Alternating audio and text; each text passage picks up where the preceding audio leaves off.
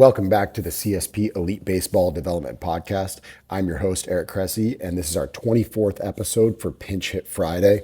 Excited to have Ryan Conroy, CSP Florida pitching coach, back again for another guest episode hosting. He did an awesome job not too long ago, and I really love today's topic. He's going to talk about between pitch processes. These are something that are vitally important for young pitchers, and they unfortunately get really overlooked in today's era of everybody wanting to throw hard and develop new pitches and things like that. This is the stuff that takes all of those raw skills and helps to put them together in the world of execution on the mound that really matters. So Ryan's an awesome one to teach this stuff, and I enjoyed this episode, and I think it's going to help a lot of young players as well as parents and coaches that are helping to watch out for them.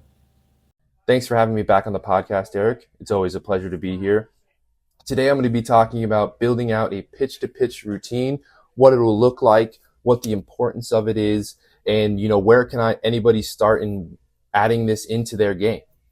Things like this are the 1% difference between a high schooler becoming a college pitcher being drafted, or a minor leaguer becoming a big leaguer. Anybody can really think about someone who has elite stuff, but as soon as you put a hitter in the box, right, they all of a sudden can't compete, or vice versa. Someone who doesn't have flashy stuff, but whenever they're on the hill, they're mentally tougher than the next guy and they find a way to win. Those types of pitchers start with having a routine so that they have something to fall back on no matter what's happening in the game, good or bad. When looking at our pro guys, this is something that they just inherently do. They've been pitching for so long that what they do pitch to pitch has just become normal. They don't even think about it. In terms of the guys, the younger guys that are looking to become guys like them, this is something that they can begin to add in their game to take them to the next level. One of the first pitch-to-pitch routines that comes to my mind when thinking about this is Corey Kluber. In between each pitch, Corey Kluber would step onto the back of the mound, wipe off the rubber with his feet, step back on, get his sign, and execute his pitch to the best of his abilities. When I was playing, I would get the ball back from my catcher, spin the ball in my right hand, take a couple breaths, 1, 2, step back on the mound, get my pitch, and go from there.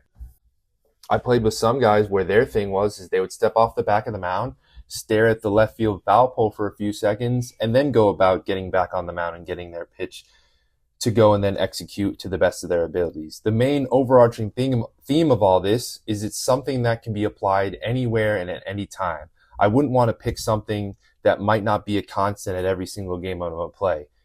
Trying to pick someone out in the stands, or maybe something that only applies at your home stadium. So when looking to start implementing this into your game, you need to start with finding something that is simple, right? It can't be this big, long routine that ends up slowing down the game. It makes your infielders and outfielders stagnant and bored in the field, right? It needs to be quick. It needs to be simple, and it needs to be something that means something to you, right? Once you find that thing, whether it is, wiping off the rubber, spinning the ball in your hand, looking at something specific, the place to start is catch game. You go through your normal routine, working out, getting warmed up, getting out to the feet that you're going to get out to that day. And then when you come back in and it's time to work on sliders, curveballs, splitters, whatever it is, that's when you start to add that in. You add that into the beginning of each throw. That way it becomes something that feels good. It's working. You like it, and it's quick. From there, you can turn around and start to put that into your side sessions in between games, or if you haven't started a games, even just into practice. You practice that, so then now when you're ready for the games, it's something that you can immediately add in. It's comfortable. It's familiar. And now you have something that no matter what's happening in the game, good or bad, you can fall back on. There really is no wrong thing to pick when deciding what you want to have in your routine. The only wrong answer is something that's uncomfortable and isn't working. One of the biggest things that I take into account when trying to help someone add into their pitch routine is what kind of pitcher, what kind of person you are, right? For me, I had no issues getting hyped up for my outings, hyped up for my games. I worked at a higher level, right? So for me, I always needed something to help center me, help bring me back down and keep my heart rate at a certain level so that I was ready to go. Some guys need to hype themselves up, right? Think closers, high octane movers that are trying to really hype themselves up and get ready to throw gas and execute pitches, right? Those are going to guys that need something to help themselves pump up.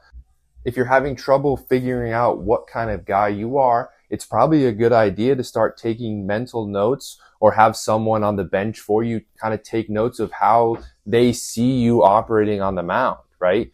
If you have someone else or yourself thinking about past outings and saying, well, this one went really good. What was I doing? Well, if your buddy on the bench says, hey man, like you had a different energy about you today. You were walking around with a purpose. It seemed like you were pumping yourself up. Well, maybe that's something that needs to be in your routine and vice versa, right? If you had a great outing that day and your buddy's like, hey man, you were really kind of mellowed out and you seemed like you were just quietly locked in the entire game and like a silent killer. Well, maybe that's something that you need to think about when adding in your routine. When the chaos hits, how can you find stillness? How can you quiet your heart rate? How can you quiet out the 5,000 people yelling at you from the stands? All in all, one of the biggest things I can stress is if this is not something that you have really taken much thought into before or even implemented at all, it's something that you should start doing at any level you're at currently. But the only way that it's going to work is if you're doing it when times are good and when times are bad. It's a constant that you can have to fall back on at any and all times. Thanks, Eric, for your time. This episode is brought to you by First Form, an awesome supplement company with a comprehensive product offering that I enjoy using myself and with our athletes. Beyond the broad product line they offer, I also love First Form's commitment to ensuring that their products are the highest quality. They meet NSF certified for sport standards for both consistency and purity.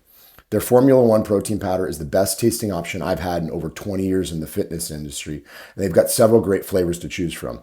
I also lean on their creatine monohydrate to support hard training, their collagen for joint health, their magnesium to help with sleep quality, and their fish oil for a variety of health benefits.